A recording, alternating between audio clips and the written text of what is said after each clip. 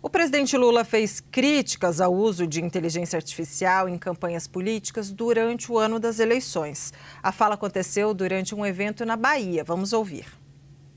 E eu confesso a vocês, um cidadão que aprendeu a ter caráter com a dona Lindu não aceitará inteligência artificial para fazer campanha política. Porque se tem uma coisa que um político tem que fazer é olhar nos olhos do povo e permitir que o povo olhe no olho dele para saber quem está mentindo. E vocês estão vendo na televisão.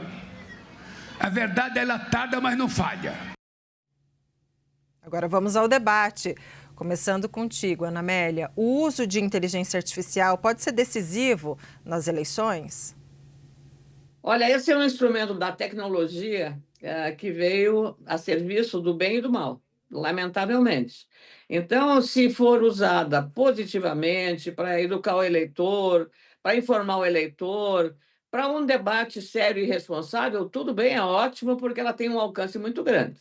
Mas pelo que nós vemos pelo andar da carruagem, nas questões não eleitorais, e o que está se usando a inteligência artificial para denegrir o adversário concorrente é incrível, porque o poder que tem de você imaginar aquilo que você não consegue divisar olhando a olho nu, se é saber que aquilo é produzido por inteligência artificial ou se aquilo é real. Então, começa aí a inteligência artificial sendo um caminho para usar fake news para atingir o adversário.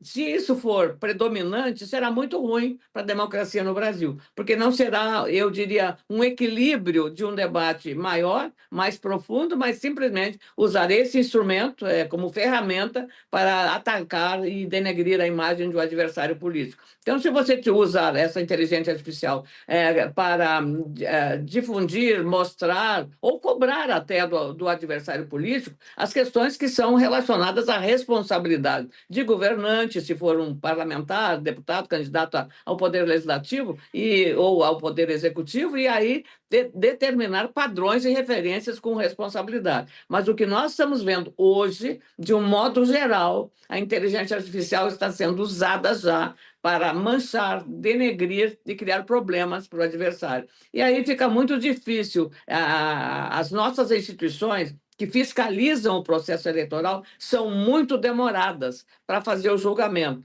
Então, é o Ministério Público Eleitoral, é a própria Justiça Eleitoral, e ao ponto de que o efeito de uma mensagem negativa ou criminosa venha a ser feita, os dois lados perdem.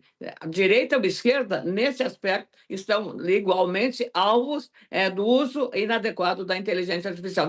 É preciso muito cuidado em relação a isso, para que o eleitor não seja levado a acreditar numa inverdade ou numa fake news promovida ou fabricada, criada pela inteligência artificial. Isso vale para os dois lados. E aí é preciso uma agilização dos instrumentos de fiscalização da justiça brasileira na área eleitoral para determinar exatamente a responsabilidade e punir ou também dar o direito de defesa da parte que foi atingida por uma agressão ou por uma inverdade ou por uma, eu diria, calúnia feita em pleno período eleitoral.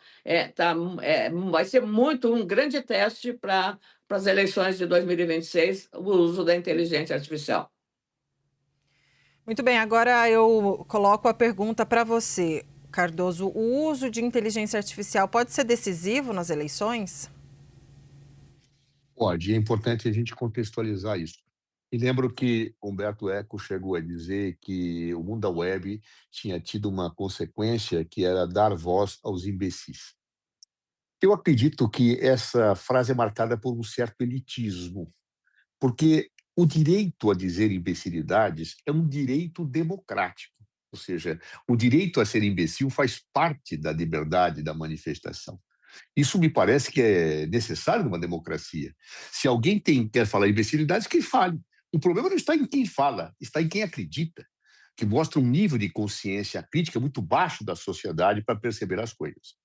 E mais, nem sempre é o imbecil que fala imbecilidade. Às vezes é o esperto, o inteligente, que produz a imbecilidade para que imbecis ou dotados de pensamento não crítico acreditem.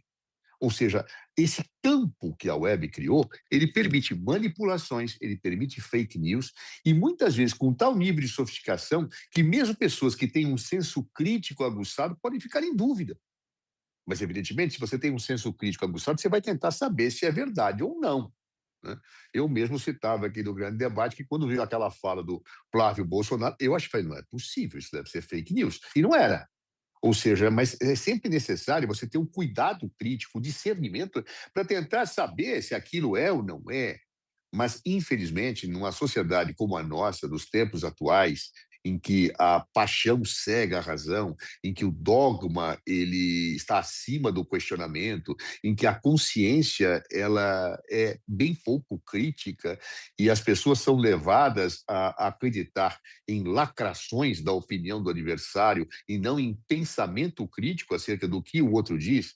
Ora, situações desta natureza, evidentemente, nos mostram que, como disse a Ana Amélia, a inteligência artificial pode ser utilizada para fins muito perversos numa eleição. Seja em relação àquelas pessoas crédulas que acreditam em qualquer coisa e acreditam especialmente naquilo que querem acreditar, como também até naqueles que têm um senso crítico que podem ficar um pouco recuados até descobrirem a verdade dos fatos, até poderem tomar a consciência da razão.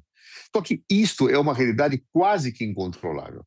É óbvio que devem os órgãos que disciplinam as eleições tratar disto, mas dificilmente conseguirão conter. A autocontenção para não utilização desses expedientes me parece algo muito importante.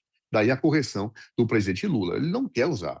Eu não vou usar, porque eu acho que, como isto tende a ser utilizado de uma forma absolutamente equivocada, indevida, propiciando situações desastrosas, não cabe efetivamente se usar esse tipo de engenho tecnológico na construção de candidaturas. Vamos nos mostrar como nós somos, vamos mostrar a realidade como ela é, para que o eleitor possa pensar, refletir e criticamente chegar às suas conclusões. Então, acho que está certo o Lula. Agora, isso será incontrolável.